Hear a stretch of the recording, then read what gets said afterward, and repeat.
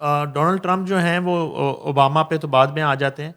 وہ جب سے اقتدار میں آئے ہیں تو انہوں نے ہاتھ میں، آپ کو پتہ ہے، وہ ایک چابک پکڑا ہوتا ہے، چھانٹا انہوں نے کسی نہ کسی کو مارنا ہی ہوتا ہے ڈنڈا سر میں. ایلن مسک تو ان کے ساتھ ہی تھے، ٹھیک ہے، اور پوری ایک انتخابی مہم اور اربوں ڈالر انہوں نے انویسٹ بھی انویسٹ کیے، بھی کیا تھا. تو اس کو بھی ٹھڈا مار دیا انہوں نے. اب ان کی کوئی اور امریکن پارٹی اس کی جو جو ہے وہ کمپنیز ہیں ان کو جو ہے وہ ٹگے ٹوکری کر دیا، ٹھیک ہے، اور اس کے برانڈ کو، جس کو کہتے ہیں، برباد کر کے رکھ دیا. تو وہ ٹرمپ صاحب تو کچھ بھی کر سکتے ہیں. اور اب انہوں نے جو ہے نا، وہ ان کے پاس اصل میں کچھ انفارمیشن ہے، کچھ وہ انویسٹیگیشن کروا رہے تھے ایجنسیز سے، وہ رپورٹس ان کے پاس آئی ہیں. تو انہوں نے سابق صدر باراک اوباما کو جو ہے وہ غدار قرار دیا ٹھیک. کہ جی وہ یہ غدار ہے یو ایس اے کا.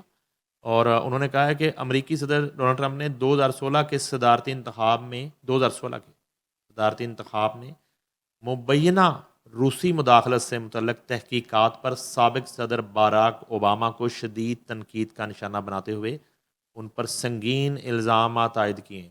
اب یہ صرف باراک اوباما پہ نہیں ہے، یہ الزامات روس پہ بھی ہیں کہ روس نے انٹرفیئر کیا تھا 2016 کے انتخاب. سمجھ آ رہی بات آپ کو؟ جی جی بالکل. اچھا، اور اس میں رگڑا گیا باراک اوباما. اچھا، وہ کہتے ہیں کہ ٹرمپ نے کہا ہے کہ اب وقت آ گیا ہے کہ ان افراد کے خلاف سخت کارروائی کی جائے جنہوں نے انتخابات میں مداخلت کے جھوٹے دعوے کیے. ان کا کہنا تھا کہ اس سازش میں سابق صدر اوباما براہ راست ملوث تھے اور ان کا یہ عمل غداری کے زمرے میں آتا ہے. وہ ادھر بھی غداری آپ کے، کو لگتا ہے انکوائری سٹارٹ ہوگی اس حوالے سے؟ ایگزیکٹلی ادھر بھی غداری کے جو ہے نا وہ فتوے جاری کیے جا رہے ہیں، جس طرح ہمارے یہاں بھی ہوتے ہیں. تو اب یہ ہے کہ اگر وہ انٹرفیرنس تھی ان کی اور یہ ثابت ہوتی ہے، اور یو ایس جو کانسٹیٹیوشن ہے، جو وہاں کے جو قوانین ہیں، ان کے مطابق اگر یہ ثابت ہو جاتا ہے اور غداری کا وہ مرتکب قرار پاتے ہیں تو اس پہ باراک اوباما کو ظاہر سی سزا بھی بات ہو ہے، سکتی ہے. کچھ بھی. وہ مشکل میں پھنس سکتے ہیں. لیٹس سی کہ مزید کیا تفصیلات ہے یو ایس پریزیڈینشیل الیکشنز کے حوالے سے اور اس طرح کی انکوائریز. لیکن سر بات کرتے ہیں اگین انڈیا کی. مودی حکومت کیا بھارتی کرکٹ بورڈ پر قبضہ کرنا چاہتی ہے یا نہیں؟ نہیں، وہ تو کوشش کر رہی ہے نا. وہ دیکھیں، اب یہ ہے کہ کرکٹ بورڈ جو ہے وہ کس حد تک رزسٹ کرتا ہے. اب جے شاہ جو ہے اور اس کا جو بورڈ ہے بی سی بی، بھارتی کرکٹ بورڈ جو ہے، وہ کس حد تک رجسٹر کرتا ہے. یہ رائٹ. بڑی خوفناک کوشش ہے. یعنی کہ پہلے ایک ڈھانچہ ہے پی سی بی کی طرح، بی سی بی کا، جس میں ایک پوری باڈی ہے اور اس کا پورا ایک بورڈ ہے اور انڈیپینڈنٹ. انڈیپینڈنٹ بورڈ ہے، وہ فیصلہ کرتا ہے. اور یہاں یہ ہے کہ اس کی سرپرست اعلیٰ جو ہے وہ وقت کا وزیر اعظم ہوا کرتا ہے. ٹھیک ہے جی. تو جب صدارتی نظام ہوتا ہے تو شاید پریزیڈنٹ ہوتا ہے.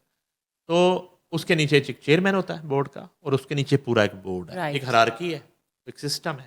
اب یہ ہے کہ بی جے پی جو حکومت ہے، نریندر مودی کی حکومت، اس کا انوکھا فیصلہ ہے کہ بھارتی کرکٹ بورڈ کو نیشنل اسپورٹس گورننس بل کے تحت جو ہے نا اس کو شامل کیا جائے. اور بل یعنی کہ آج جب ہم بات کر رہے ہیں پارلیمنٹ میں پیش کر دیا جائے گا. ٹھیک ٹھیک ٹھیک. ہے، بطور ویڈنسڈے. اسپیڈ کے ساتھ چل ہاں رہے جی. ہیں. اور بی سی سی آئی کو سرکاری طور پر وزارت کھیل کے دائرہ اختیار میں لانے کی تیاری کر لی گئی ہے. اب یہ ہوگا کہ راج ناتھ جیسا جو ہے نا ایک چول سا منسٹر جو ہے، اس کو بی سی سی آئی کا ہیڈ لگا دیا جائے گا اور بورڈ جو ہے نا اس کے انڈر کر دیا جائے گا. تو اب ادھر جے شاہ چاہے آئی سی سی کو ہیڈ کر رہا ہے، لیکن یہاں بطور چیئرمین بی سی سی آئی جے شاہ جو ہے نا وہ اس کا باس وہ منسٹر آئے گا. وہ کوئی بھی ہو، اس کا کھیل سے تعلق ہے نہیں ہے.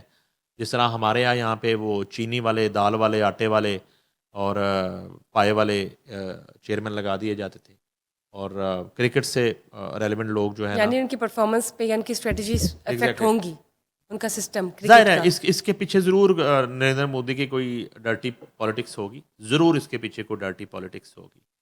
اور اس کا نقصان انڈین کرکٹ کو ہوگا. یہ آپ ظاہر نے سی یاد بات ہے. رکھنا ہے کہ ظاہر یہ سی بات ہے. اگر یہ اس کو انہوں نے امپلیمنٹ کیا جاتا اس ہے. بل کے ذریعے انہوں نے اس کو وزارت کھیل کے انڈر کر دیا تو اس کا فرق انڈین کرکٹ پہ آپ کو آئندہ آنے والے سالوں میں نظر آئے گا. بالکل نظر آئے گا. اس اور طرح یہ کا ٹیلنٹ آپ کو نہیں مل رہا ہوگا. رائٹ. اور اس طرح کی جو ہے نا کنزیکٹو سکسیس آپ کو نظر نہیں آ رہی جس ہوگی. طرح ہم لوگ یہاں سرجریز کی بات کرتے ہیں وہاں پہ بھی اس طرح شروع ہو جائیں گی ٹیم باتیں. پرفارم اور کوئی تک نہیں ہے. جی ایک ٹیم جو ہے وہ بیسٹ دے رہی ہے اور بورڈ جو ہے اس کی پرفارمنس بیسٹ ہے اور موسٹلی بڑے ایونٹس وہ جیتے ہیں ٹرو. اور بڑا ٹیلنٹ ہے وہاں پہ اور ان کی جو آئی پی ایل ہے اس سے بڑا زبردست ٹیلنٹ نکلا ہے. بالکل بڑے بڑے لڑکے نکلے ہیں اس سے جو آج ٹیسٹ کرکٹ کو انہوں نے T20 بنایا ہوا ہے.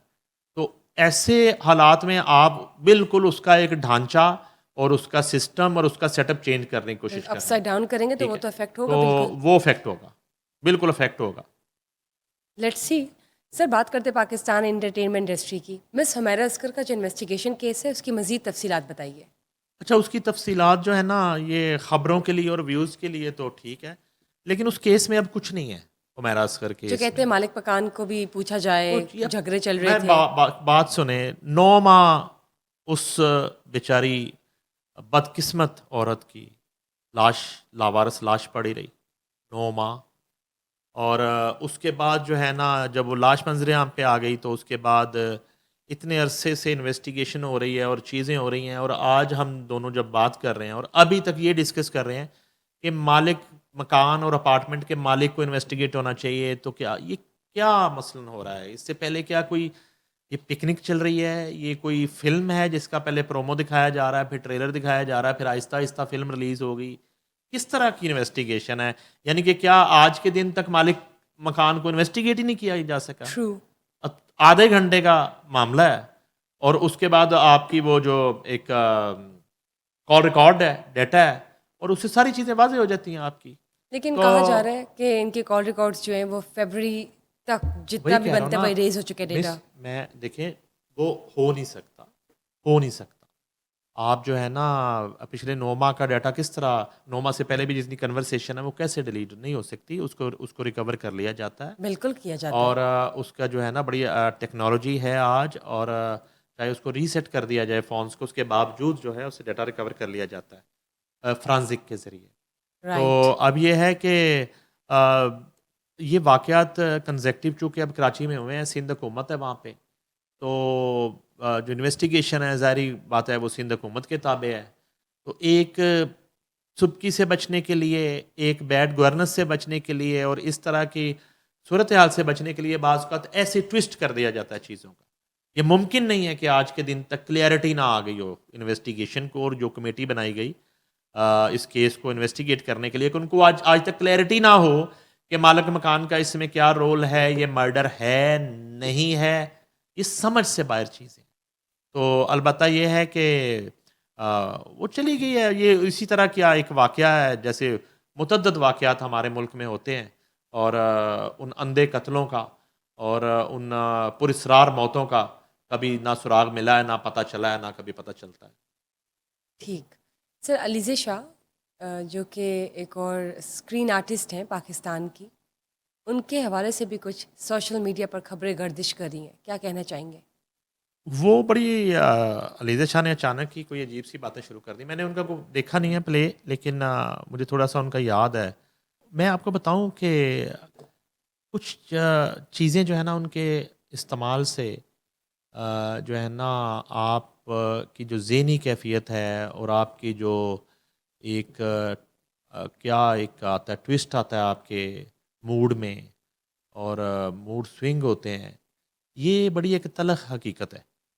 اگر اچھا وہ کہتی ہیں جی کہ کام تو میں نے اس لیے چھوڑا کہ پلیز ہم کرتے ہیں مختلف پروڈکشن ہاؤسز کے اور مختلف چینلز کے, اور کئی مہینے جو ہیں وہ چیک ہی نہیں دیے جاتے اس.